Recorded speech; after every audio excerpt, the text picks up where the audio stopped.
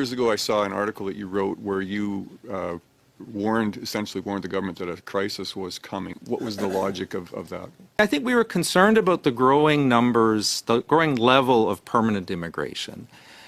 Now, I think what ended up becoming a bigger problem was the extraordinary growth of the temporary migration, but I think both changes combined really led to, a surge in the population, which is really unprecedented since the 50s anyways. And I think it strained our ability to settle.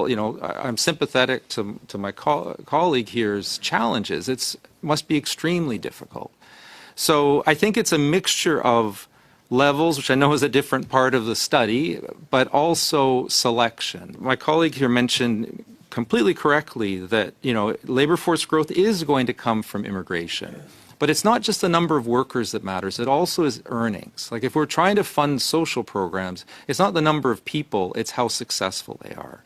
And I just want to really make clear that I'm talking about economic programs. I strongly support refugee programs, and we need services to support refugees and family class. I just like to see us need them less for economic immigrants. Do you think that our levels should be constrained by things like housing availability and those types of things?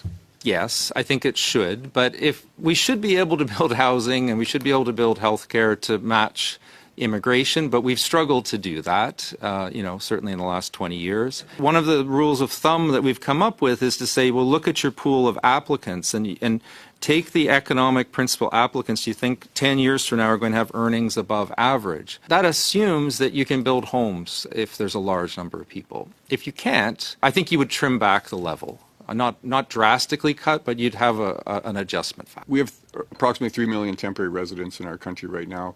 The government has many plans to essentially expire their paperwork, and then they expect them to leave the country. In your experience, when a temporary resident's paperwork expires, essentially, do they leave the country, or do you run into folks who hang around after their paperwork has expired?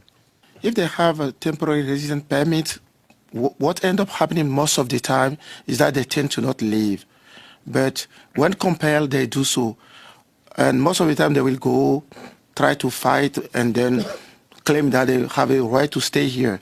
Is it realistic for the government to expect these people to leave the country, or as you said, are they just going to try to find a way to stay? Yeah, they do. Some do. Some, yes. But not all? Most of the time they won't do it, yes.